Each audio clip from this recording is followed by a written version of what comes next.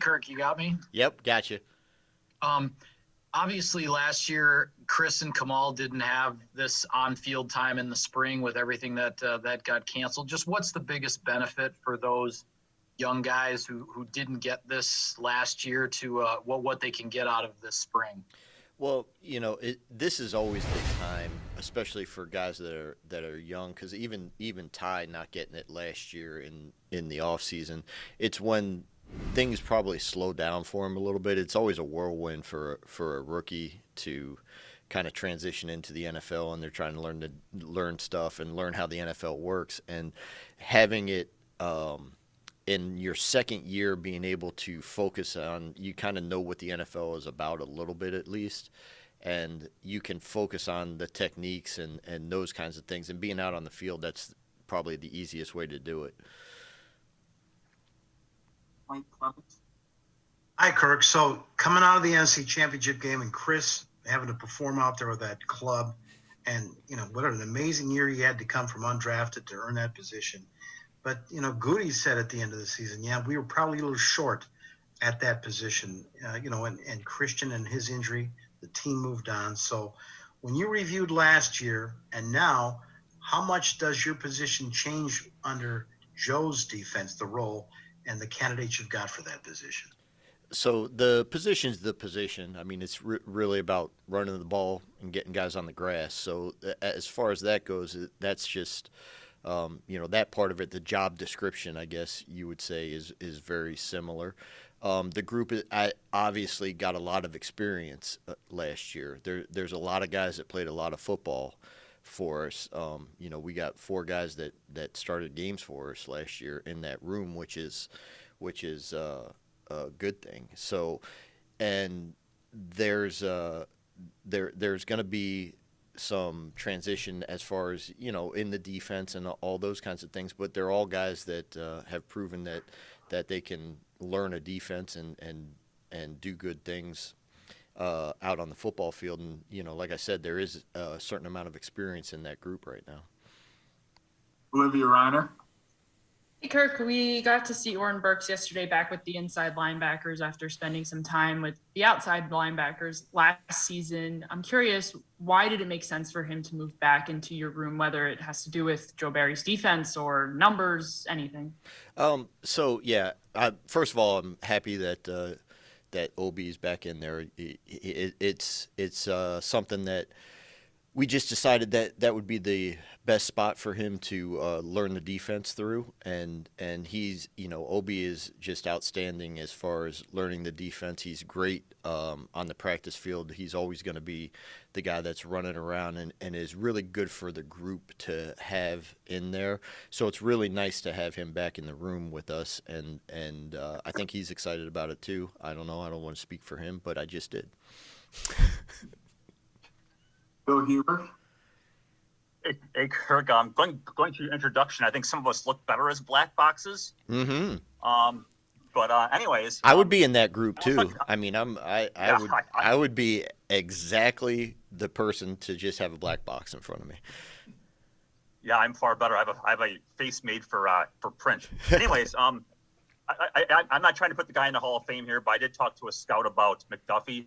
Mm-hmm. He compared him to Matt Milano and thought he could become a starter. I guess just what are your early thoughts on what he brings to the table? Well, he is a guy that he plays extremely hard.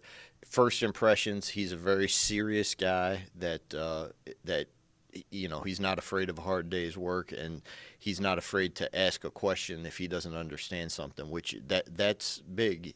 Some guys don't want to ask the question because they don't want to pretend like they don't know something. And, I've been impressed with the way that he works. His all you have to do is click on the film and you see that there's a guy that's going to play extremely hard all the time. So that part of it is good. And, he fits in with this group very well because that's what this group is a bunch of guys that they're going to work at it and they're going to play hard.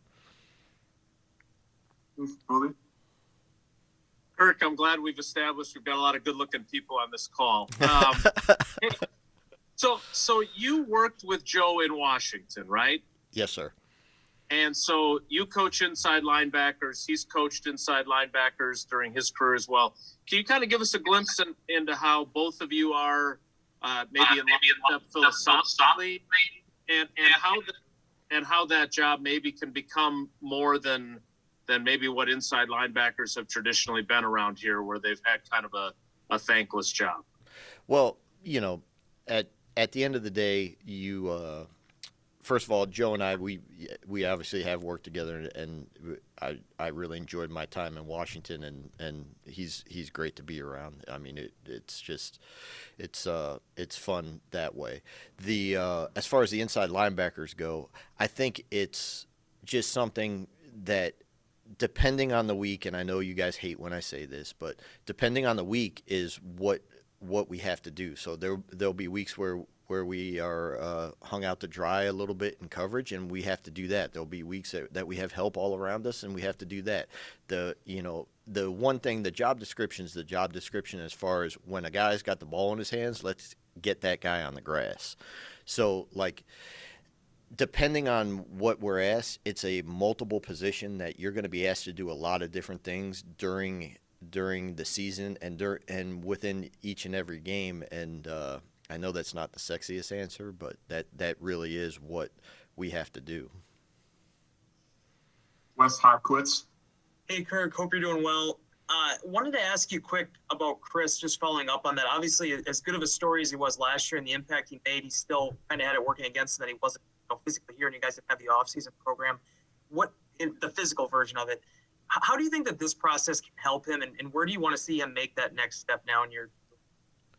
Well, I think that really all we want is every year is a new year, and we all start at a certain point, meaning that, like I said, this whole group had got some experience last year because a lot of guys had to play. Now, obviously, we want to take that experience and build on that and try to make it where we're getting better at one thing at a time. I think if you look at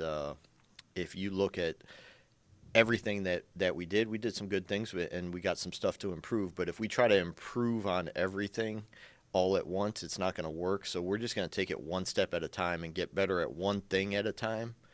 And each guy has one or two things that they know that they got to get better at, and that's basically what our approach is right now. Is one, to learn the defense. Two, is to get better at those one or two things, and then once we get better at that, then we'll move on and try to get better at some other things.